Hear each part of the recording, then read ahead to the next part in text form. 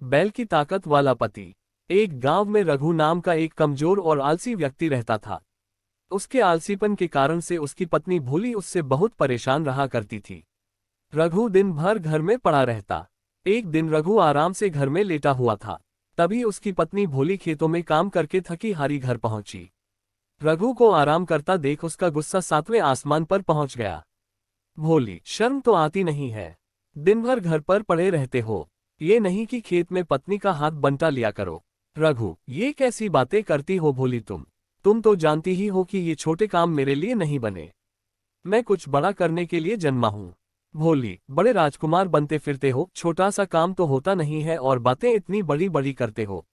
निठल्ले कहीं के, पूरे गांव में मेरी नाक कटा के रखी है तुमने।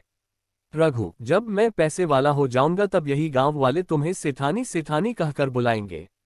एक तो तुम कोई काम करते नहीं हो, ऊपर से गांव का ऐसा कोई भी व्यक्ति तुमने नहीं छोड़ा जिससे तुमने उधार ना लिया हो। मैं तो तुम्हारी उधारी देते देते तंग आ गई हूँ।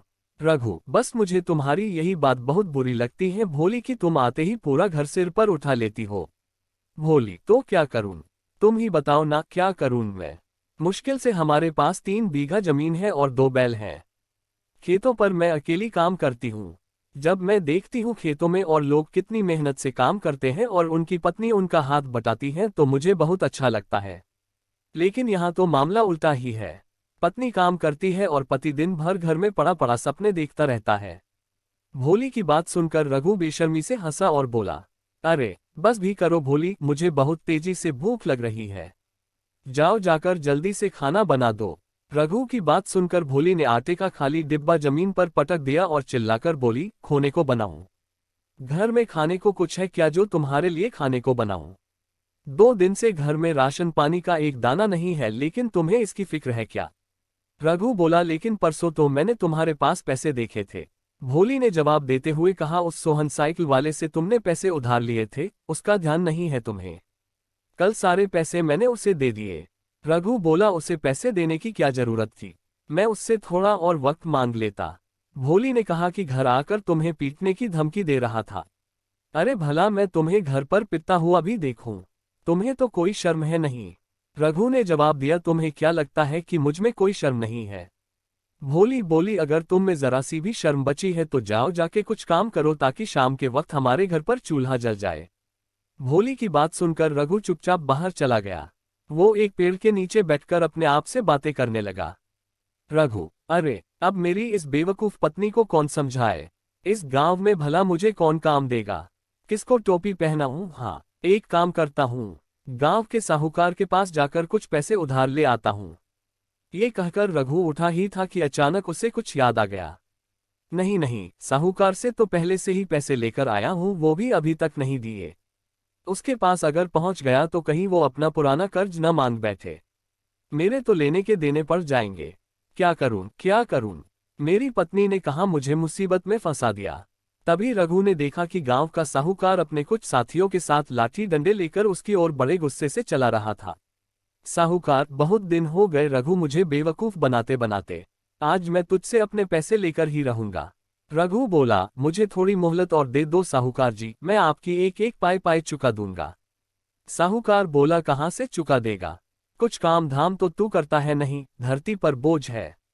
काम का न काज का, दुश्मन अनाज का। रघु समझ गया कि आज तो उसकी मार खाने की पूरी तैयारी है।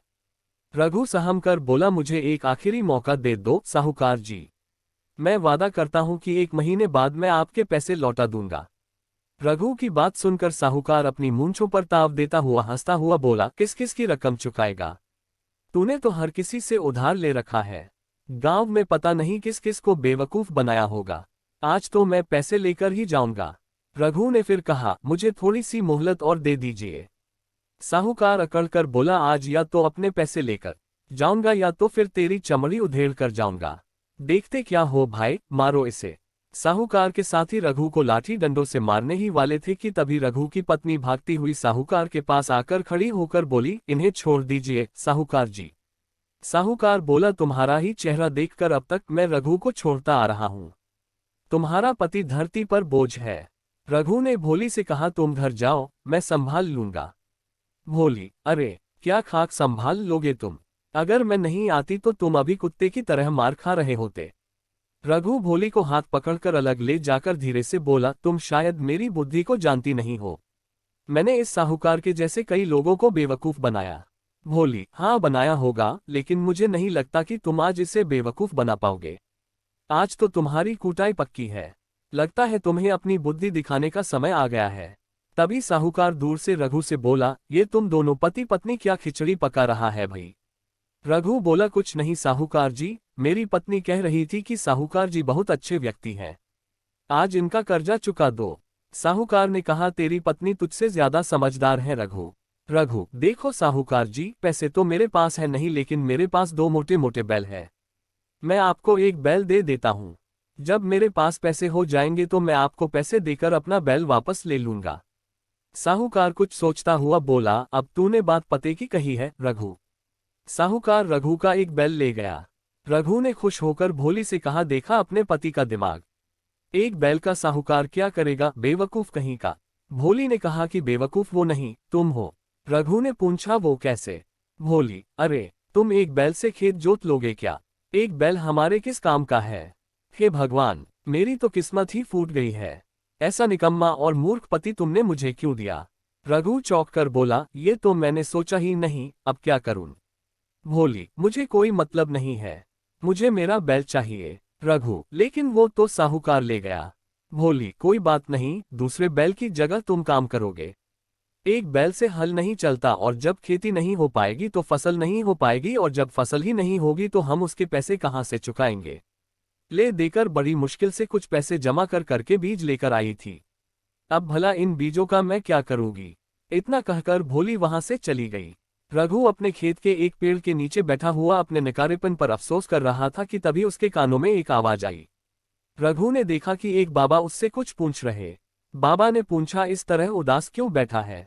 रघु ने जैसे ही सामने देखा तो एक साधु जिसके चेहरे पर तेज झलक था, उसके सामने उसे देखकर मुस्कुरा रहे थे। रघु ने कहा, जाओ बाबा, अभी मेरा बात करने का मूड नहीं है, मैं वैसे ही बहुत ज्यादा परेशान हूँ। साधु बोले, मैं जानता हूँ तेरी परेशानी क्या है। गांव का साहूकार तेरा एक बैल छीनकर जबरदस्ती ले गया और तेरे ऊपर गांव की उधारी अलग से है। तेरी पत्नी तुझसे नाराज है और तू यही सोच रहा है कि इन सारी मुसीबतों से छुटकारा कैसे पाया जाए। साधु की बात सुनकर रघु तुरंत उठ खड़ा हुआ और साधु के पैरों पर गिरकर बोला, आप तो बहुत पहुंचे हुए साधु लगते हैं, मेरी मदद कीजिए साधु महाराज, क्या आप चमत्कार कर सकते हैं। साधु ने कहा कि हर इंसान के अंदर चमत्कार छुपा होता है, बस उस इंसान को उस चमत्कार को देखने की और परखने की आवश्यकता होती है।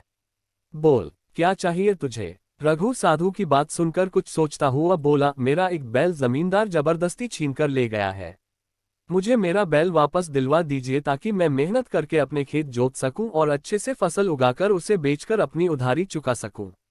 रघु की बात सुनकर साधु मुस्कुराता हुआ बोला, तू चाहता तो मुझसे धन दौलत सोना चांदी भी मांग सकता था, इसका मतलब तेरा दिल अंदर से साफ सुथरा है, मगर तेरे ऊपर आलस हावी है।